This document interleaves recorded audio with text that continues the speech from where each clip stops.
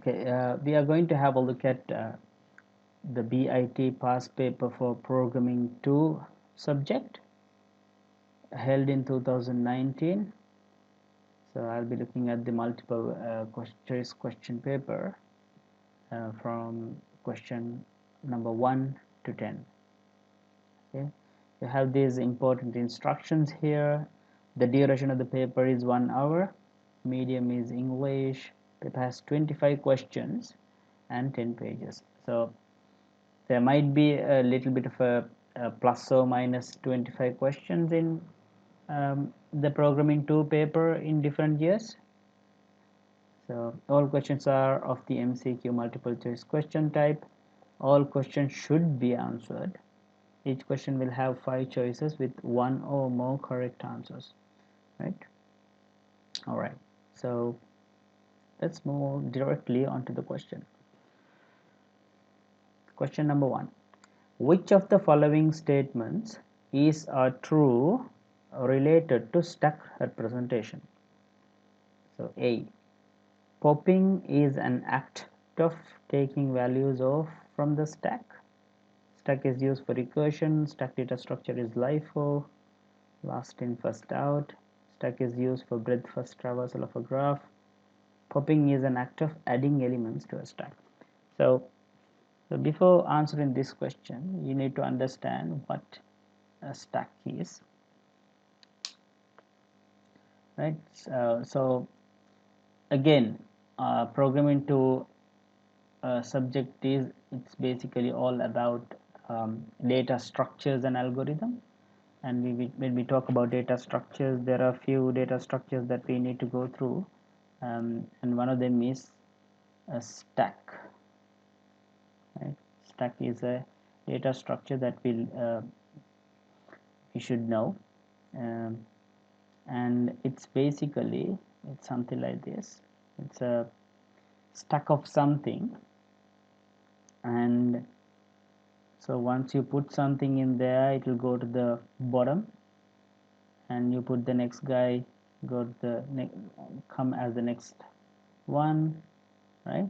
It's basically it's kind of sort of a basket, and once you put in the items into the basket, the first thing that you can get out is the last item that you put, right? So this is basically called last in first out, LIFO. This is a LIFO data structure. So it basically another explanation that I can give, another example is basically a stack of plates, say for example, right? So the plates that you're going to use for food, carrying food, right? So once you have these plates on top on top of another, right? So the first plate that you can take out is the one that is on the topmost, right? So this is the stack data structure, and it has few operations that we can perform on. Putting items into this called push, right? Enter. So adding items into the stack is called pushing. Taking out of these items, taking out the last item or the topmost item is called pop, right? And this is called a LIFO structure, right? Last in first out structure. And this also is used when it comes to the some other data structures like graphs, right? Graph traversal, we use this for a traversal type called depth first traversal, DFS, depth first search. So we will have to look at this. That's a separate topic though. So these are the things that is mainly concerned of. So let's look at the answers now. Popping is an act of taking values off from the stack. Yes. So we have the stack. Taking something out is called popping, right? So that's pop, which is correct. So the second one is stack is used for recursion. Yes. So in the application sense of stack, in computers, so when you have a program that calls itself, say for example, say there's a function called a, right? And within that function you have some code written, and one of the lines is again a with a different parameter. So if this parameter was, say for example, y, and we would take this as y minus 1, for example, right?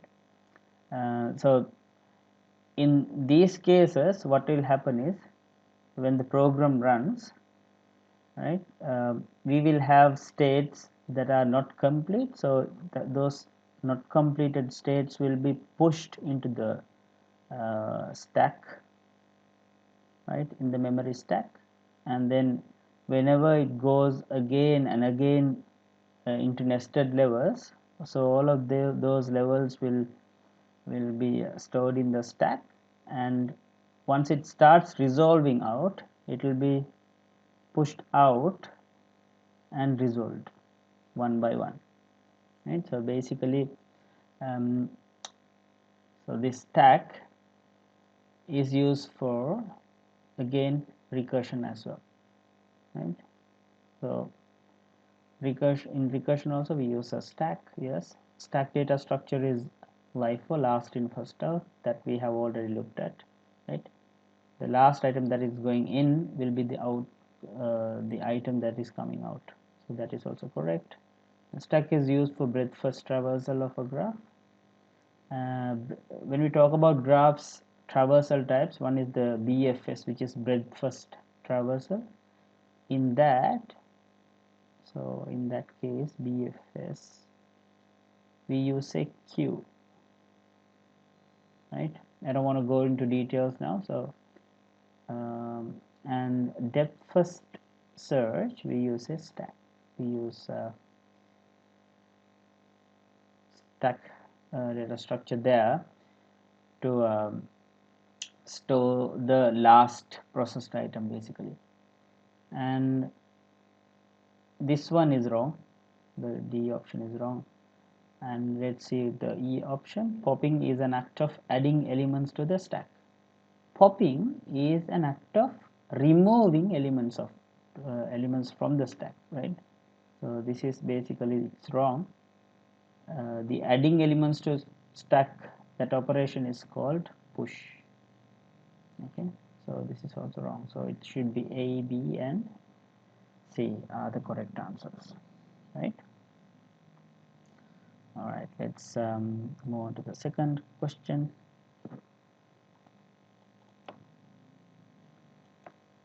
Yeah, so consider the following pseudocode. Function stack. So it's an implementation of a stack again. String word. While more characters to read in the word, read a character, push the character on the stack.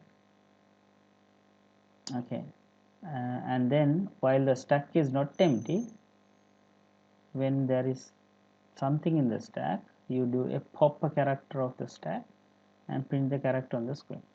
Okay,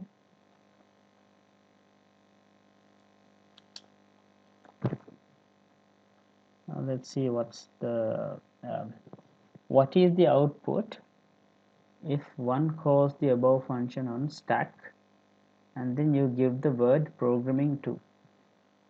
All right, so it's a good question, and it's a simple question as well, because if you know what a stack is, then this is a pretty simple stuff, right?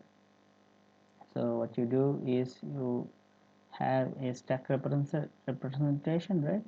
So what is coming in the word is basically programming to, right? So we have to, while more characters to read in the word, read a character. So read character by character and then push the character on the stack. Okay? So the first word to read is P.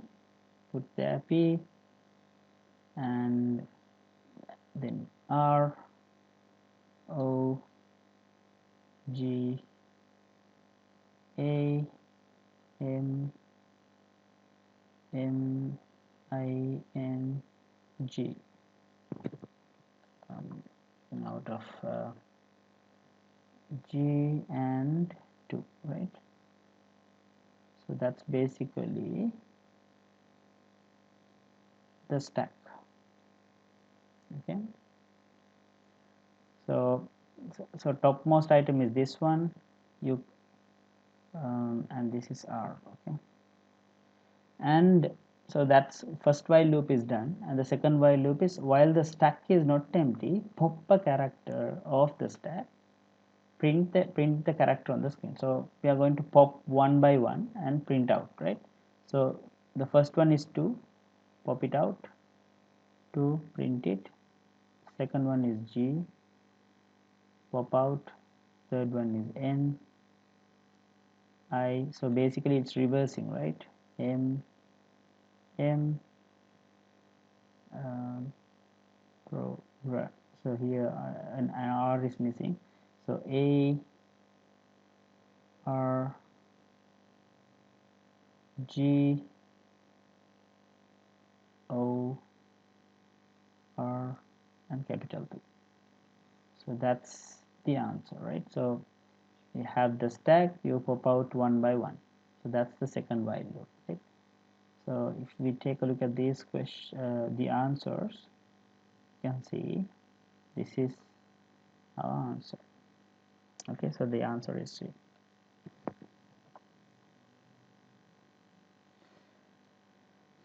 Alright, evaluate the following pseudocode segment using a dry run. Hand execute Q equal Q.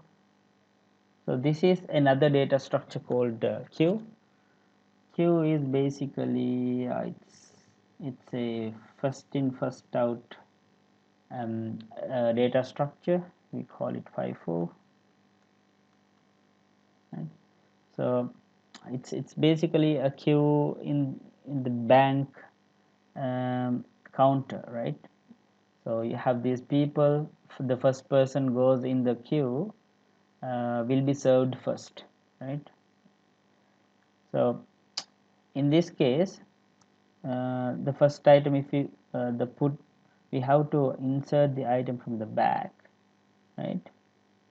So if we insert the first item, it will go to the front. So this is the front and this is called the back. So you have to insert from the back, right? So this is the first guy and you will have the second guy, third guy, right? And the first one to go out is the first one who is in the queue. In contrast to the stacked data structure, 1, 2, 3 was there. If 3, we have only 3 elements, the first item to go out or popped out is the third, which is the last one. In this case, in a queue, it's a different scenario. The first person who is in the queue is the first person to go out. We call that DQ, right? And we are inserting operation is called NQ. So inserting operation is called NQ, right? Taking out is called DQ. So we have the queue data structure. So that's the theory part of it. And let's hand execute this code. So we have a queue for I equals 1 to j less than 5. So that is from 1 to 4 you have to NQ. So here we have the queue. So here is the front, here is the back. So we have the 1, 2, 3 and 4, right? So we don't have anything on these areas. So NQ'd, and then on the next line for I equal 1 to I less than 5 I plus plus, if I mod 4 is equal to 0. So we need to know what is the modulo operation here. So basically it's the remainder, right? So when I say 3 remainder 2, that means you have to divide 3 by 2, you have 1, and what is the remainder here? So this is remainder. Okay, so here the answer is 1. So if I take 5 modulo 2, what is the answer here is 5 divided by 2, right? And this is the remainder, 1 is the remainder, whole remainder. Okay, so in that case the answer is actually 1 here, right? So just like that, for when we have 1 and when we try to divide by 4, it's a 0, and what will remain is 0, 1. Okay, so I I modulo 4, or I remainder 4 is equal to 1 on the first case, and it will go to the else case and NQ I plus 2. So here this same q, right, same q will have I plus 2, which is 2. Okay, and then on the second round, so this will also basically run from 1 to 4, right? On the second round also it's basically I will be 2, and this remainder will not come here and go to the else, because 2 modulo 4 or 2 remainder 4 is basically you will get a remainder of 2, right? It's not equal to 0, because of that it will go to the else part, q dot and q 2 plus 2, which is so here the previous one I plus 2, I was 1, right? Then I plus 2 is 3, it should be 3 here, and here it should be 4, and then when it comes to now it's going from 1 to 4, right? 1 2 3 4, so 1 is done, 2 is done, now 3 is coming, I equal 3, 3 modulo 4 is 3, and it's not equal to 0, so else 3 plus 2 is 5, right? And we come to 4, right? So 4 modulo 4 is 0, right? Because we don't have a remainder, so we have 1 4 in 4, right? So this is 0, which is true, and you do a DQ, right? Once you DQ, what will happen is this one will go out, right? So this one will go out because it's the front, right? And then this loop gets ended. So basically what you will have is 2 3 4 3 4 5, right? 2 3 4 3 4 5 should be D.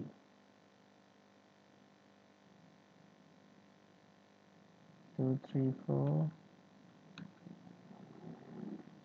2 3 4 3 4 5 2 3 4. So there is no answer for the question 3, right? There is no answer. Okay, so that should have been 2 3 4 3 4 5. This 5 could have been not there. All right, there was a problem in the question itself. Okay, so the fourth question, consider the following pseudocode. Stack, it's a function, you have a stack, and while n is greater than 0, push n remainder 2 and n equals n by 2, right? And it goes until the n becomes less than 0, right? While s is not empty, when the s is not empty, printf you pop from the stack, so it should be actually s dot pop. Okay, all right. So what is going to happen is, what is the functionality of the above pseudocode function? Okay, print n in reverse order, print binary representation of n in reverse order, print binary representation of n prints the value of log n. Okay, so basically we can dry run this one. So when we say func, say for example, I'll just take a random number 8, right? What will happen is, you have a stack, so I'll represent the stack here, and while n greater than 0, so n greater than 0, on the first item n is 8, right? So I'll just have a little table here. I'll just have a little table representing this. On the first iteration it is 8, n is 8, 8 greater than 0 is true, and because of that, come here, you need to push n modulo 2. N modulo 2 is 8, remainder 2 is basically 0, because we have 4 times, right? 0, so you are adding to the queue, to the stack, a 0, right? And then n becomes n by 2. Now n becomes n by 2, right? So you have to divide it by, so n becomes n by 2, which is 4, right? So that is why this 4 is there, and 4 is greater than 0, which is true. Come here, push n modulo 2, so 4 modulo 2 is again 0, right? So push 1, push 0 again, and n becomes n by 2, which is 2.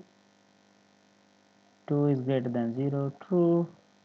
2 is greater than 0, true. Then becomes, you have to do the push again.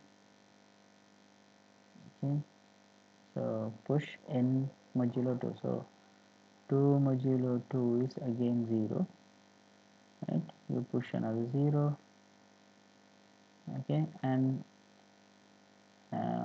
n is n by 2, again 2, n is n by 2. Now the n is 2, and you have to, not modulo, you have to divide it by 2. The answer is 1, right? Now you get 1, and 1 is greater than 0, which is true. Push n modulo 2, so 1 modulo 2 is equal to 1, right? Now you push this guy 1, right? Now we have, this is the stack, right? And you come here, n is n by 2, which is now 0.5, because we have n is 1 already. Now n becomes half of it, which is 0.5, right? And because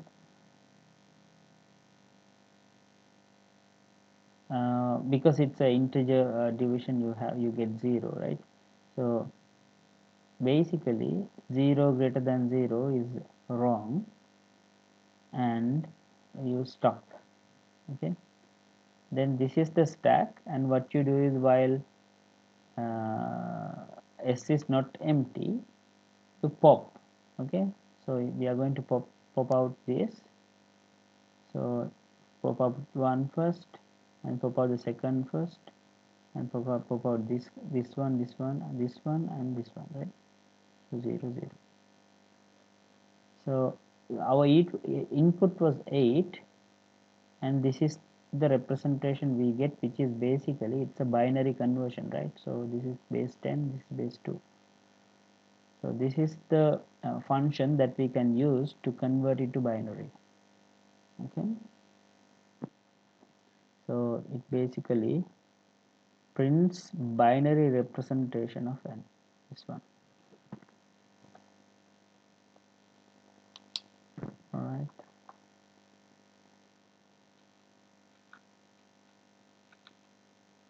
Okay, let's consider the next question. Consider the following pseudocode segment. Int func, so there's a function is being given, and here we have when n is equal to 0 return n, else return n plus. This function is called again, right? This function is called again, but with a different parameter, which is n minus 1 plus 1. So this type of thing we call it a recursive function.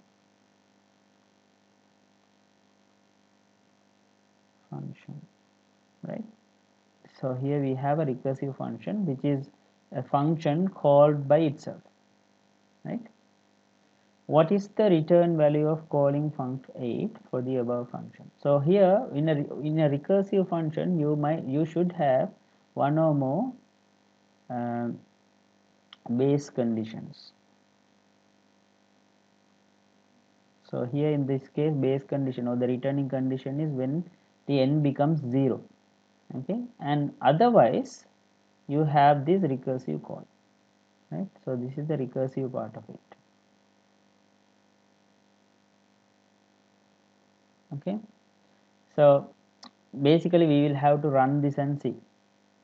Okay, so I'll start it here with func8, right? What do you have in func8?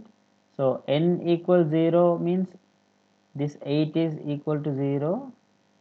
We are checking whether it is 8 is equal to 0, right? Basically we don't have to take this base case until when we want to pass func0. Okay, so just ignore that and work on this else part. Okay, so for return I'll just use ret. What do you return? 8, which is n, plus, and then again func n minus 1, which is 8 minus 1 is 7, right? Plus 1. So this function is going to return this. Okay, and in turn this function, okay, this this recursive function we will have to solve it. So what do you get? It's 7, right? 7 comes here. 7 is equal to 0 is wrong, so go to the else. So you have to return like this, right? So again return n is 7 now, plus func 6 plus 1, right? So 7 plus func n minus 1, which is 6 plus 1, right? And now again you have this recursive function, you have to resolve that. It's a similar pattern. You have func 5 plus 1, and then you have to resolve this until you come to func0, right? So return 5 plus func4 plus 1. Again this section is return 4 plus func3 plus 1. Again get this guy, return 3 plus func2 plus 1, and again this section. So return 2 plus func1 plus 1, again this section, return 1 plus func 0 plus 1, right? So here we get the base case, which is func 0. So that is where we will return n, right? So if we take a look at this recursive function, when this n becomes 0, you have to return n, which is 0, right? So that is where the returning begins. So I'll just use a different color here. So here is where the return begins, which is 0, right? So 1 0 1 plus 0 plus 1 is here we have 2, right? So this 2 you have to put it here in this place. Instead of func 1 you can put 2 there. So 2 plus 2 plus 1 is 5. So that 5 you replace it here, 5. So 3 plus 5 plus 1 is 8. You can replace it here, 8. 8 plus 1 plus 4 is 9, 13, right? 13, you can replace it here. Instead of this you replace with 13. So 13 plus 1 is 14 plus 5 is 19, right? 19, so replace it here, 19. So you have 26 here, right? 19 plus 1 is 20, 26. From here 26, okay?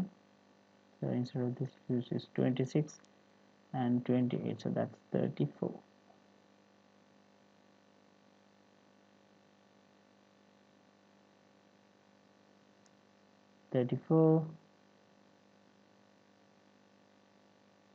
And 34 comes here,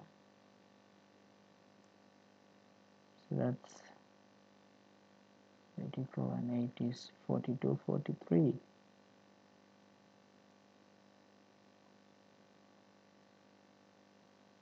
Yeah, have I missed something? Okay, let's see. So this one, so here we have 2. So 2, this is 5, yes, 5 and 3, 8 plus 1. Okay, so here we missed a 1, which is 9. And 9, 10 plus 4 is 14. From here 14. So here we have 5 plus 14, 19 plus 1 is 20. So here we have 20. 20 plus 6, 26, and 27. So come here, it should be 27. 27 plus 7 is 34. Plus 1 is 35. Right? So come here, it should be 35. And 35 plus 1 is 36. Plus 8 is 44. Right? So func 8 is basically 44. Okay, which is this guy right there. All right, so question number 6. Consider the following doubly linked list. Choose the correct code segment to add current node D between B and C. So this is basically a linked list, but it's a doubly linked list, right? So here we have the starting node is A.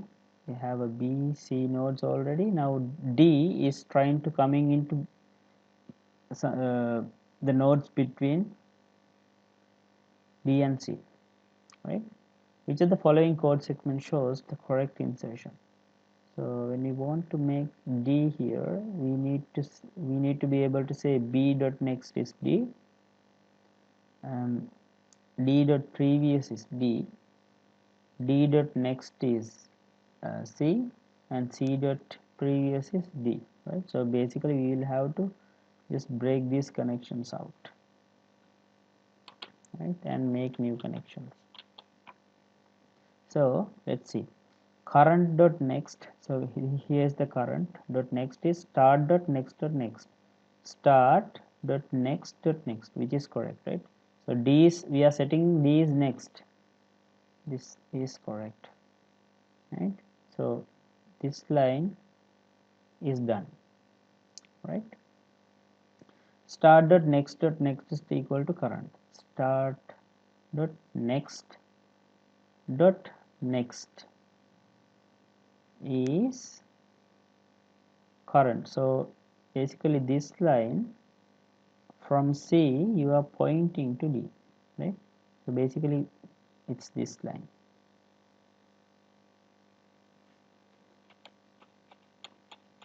right?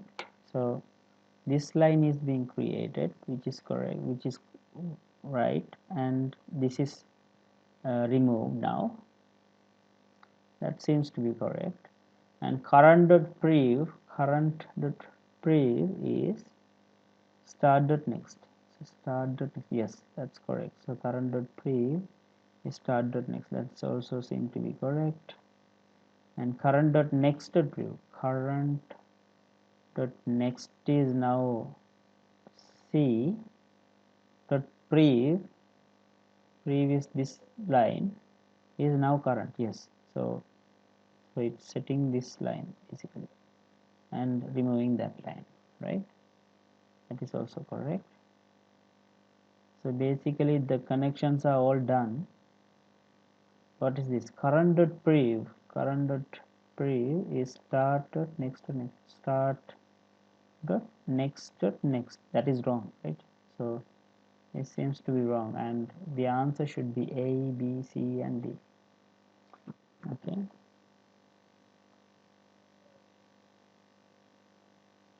Okay.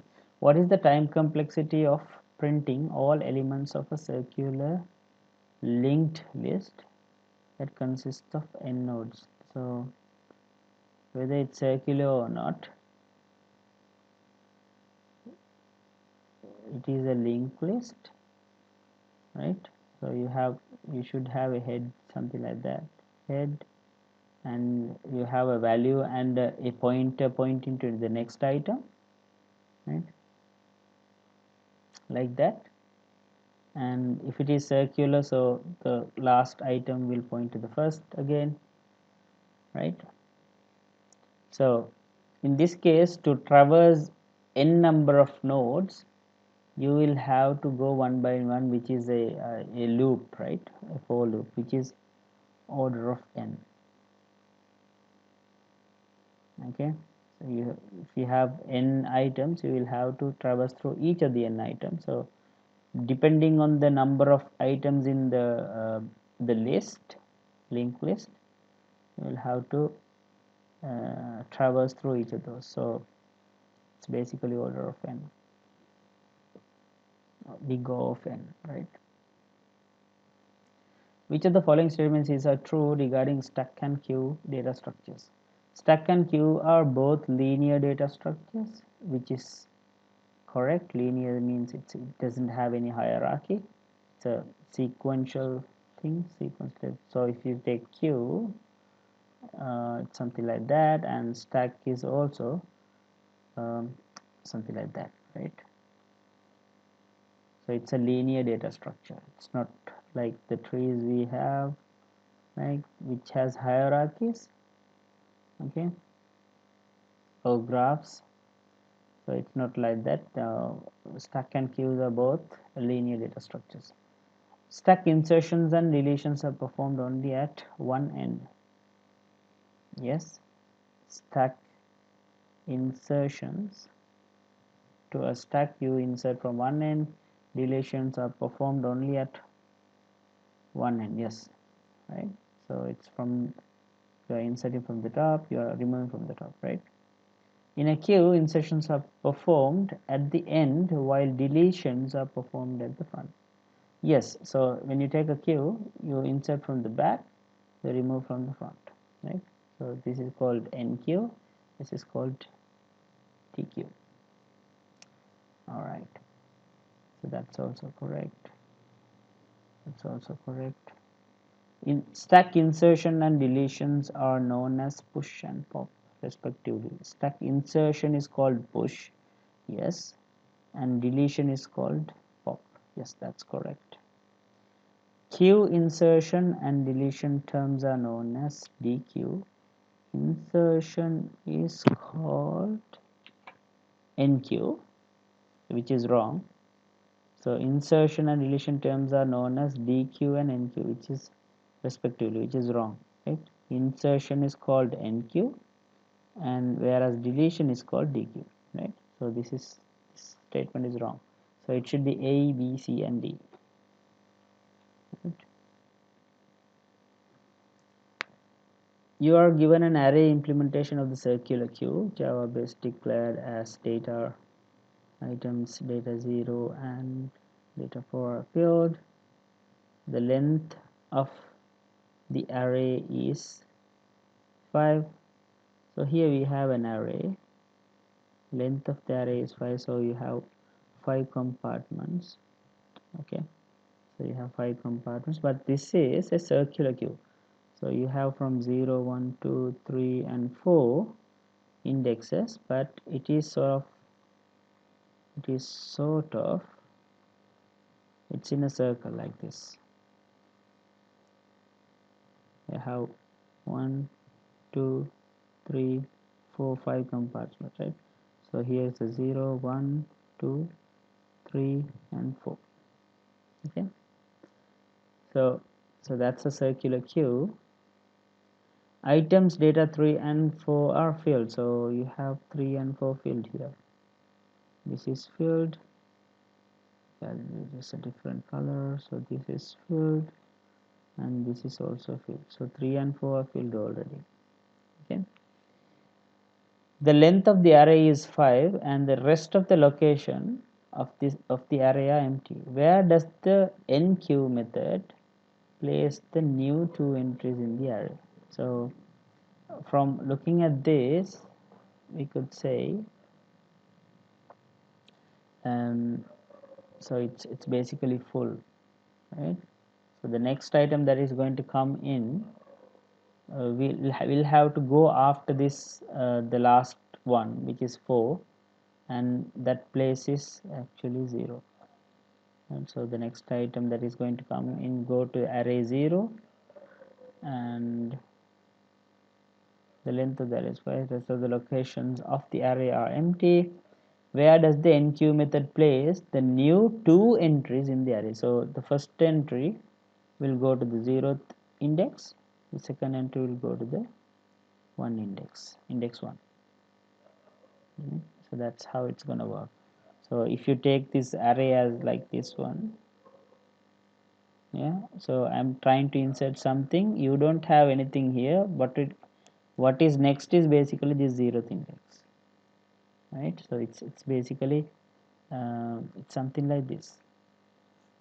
Now the queue is something like this. You have 3, 4, 0, 1, and 2. Right? These 2 are filled already. The next item will be this guy, the other one is this guy. Okay,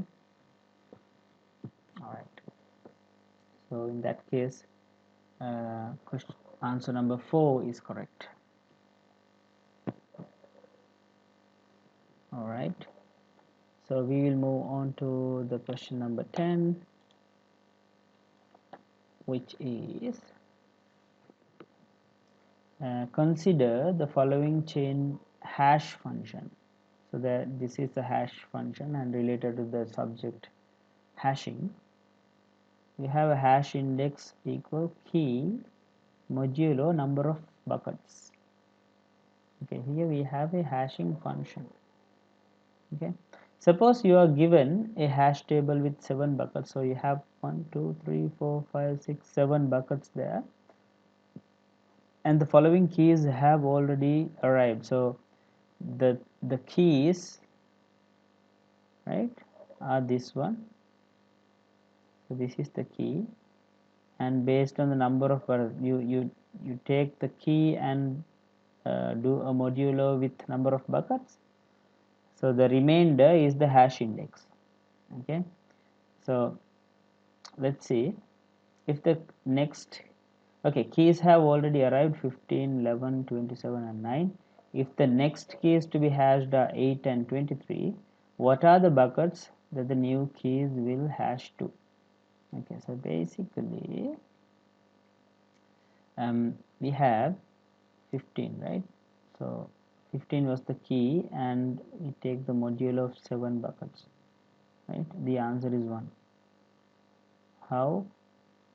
If you just divide the 15 by 7, you take 2, 14, and this is the remainder, right? So that's why, so it 15 has already gone to the bucket 1, okay?